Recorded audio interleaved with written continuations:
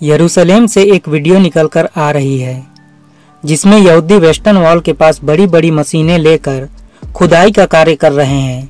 हाल ही में कोरोना के समय से रब्बी कह रहे थे कि उनका मसीहा आ गया है। फिर टेक्सास से 5-5 लाल बछियां यरूशलेम मंगाई गईं। आज उनके पास थर्ड टेम्पल बनाने के लिए सारी चीजें मौजूद हैं। यही कारण है कि यहूदी फिर से थर्ड टेम्पल बनाएंगे क्योंकि उनका मसीहा यरूशलेम में मौजूद है।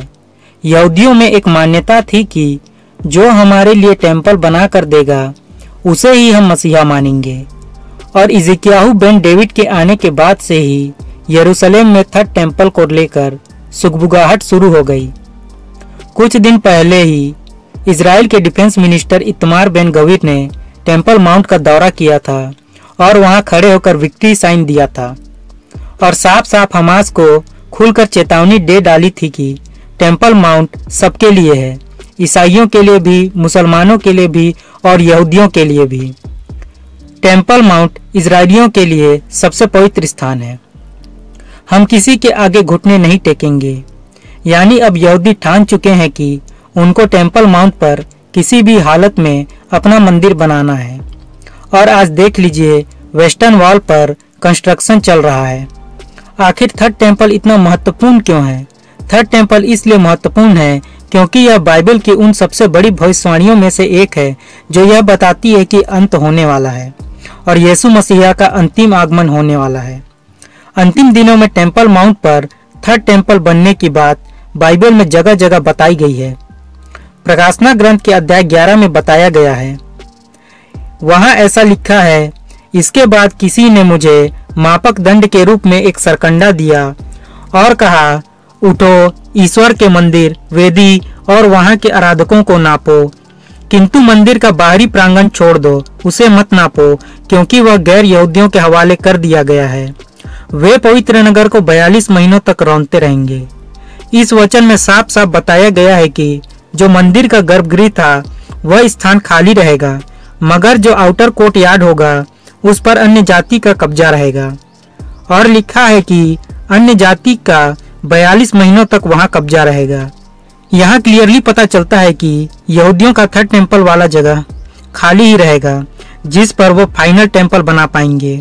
और यह टेम्पल इसलिए जरूरी है क्योंकि इसी मंदिर में जब एंटी क्राइस्ट खुद को खुदा घोषित करेगा तब यहूदियों को एहसास होगा कि असली मसीहा को तो उन्होंने सूली पर चढ़ा दिया, और तब वो सच्चे दिल से उसे पुकारेंगे, तभी वो तीसरी और अंतिम बार आएंगे। एंटी क्राइस्ट के टेम्पल माउंट पर खुद को खुदा घोषित करने की बात थेसलनिकियों के नाम लिखे दूसरे पत्र के अध्याय 2 वचन 4 में बताया गया है।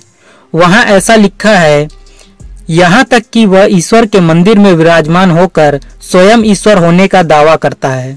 इससे भी पता चलता है कि थर्ड टेम्पल जरूर बनेगा, क्योंकि अगर टेम्पल होगा तभी तो वह उसके अंदर विराजमान होकर स्वयं ईश्वर होने का दावा कर सकता है। जब से एक व्यक्ति यरूशलेम में दिखा है तब से सारी चीजें बहुत तेजी से हो रही हैं। अचानक इजराइल में सबसे खतरनाक प्रधानमंत्री बेंजामिन नेतन्याहू को लाया जाता है। 5-5 लाल बछियाएं मंगाई जाती हैं और अब तो टेम्पल माउंट पर खुदाई भी शुरू हो चुकी है। और मैंने अपने पिछले वीडियोस में बताया है कि वचनों के आधार पर यहूदी मंदिर ठीक अल सकरा के बगल में ही बन सकता है। क्या पता वो खोदते खोदते अंदर ही घुस जाए। वेस्टर्न वॉल के पास वो बनाना क्या चाहते हैं यह तो समय आने पर पता चलेगा। हो सकता है इस बार पासओवर जो अप्रैल में होना है उसकी बलि यही चढ़ाई जाए, या हो सकता है कि जो लाल बछियाएं मंगाई गई हैं उनकी कुर्बानी यहाँ दी जाए, क्योंकि हाल ही में वाटर लाइबेशन सेरेमनी की गई थी। हो सकता है लाल बछिया की कुर्बानी देकर यहूदी लोग शुद्धिकरण जल तैयार करके खुद को शुद्ध करें, क्योंकि हाल ही में लाई गई लाल बछियाएं अगर ज्यादा बड़ी हो गई और अगर कहीं मर गई तब सब कुछ धरा का धरा रह जाएगा, और 2000 सालों बाद उन्हें परफेक्ट रेड हेफर मिला है। इस चांस को वह नहीं गंवाना चाहेंगे। शायद यह उसी के लिए एक बड़ा ऑल्टर वहां बना रहे होंगे, इसी की यह तैयारी चल रही हो। लेकिन इस बात से यह माना जा सकता है कि यहूदी जल्द ही थर्ड टेम्पल भी बनाएंगे, क्योंकि यहूदियों का मसीहा यरूशलेम में आ चुका है।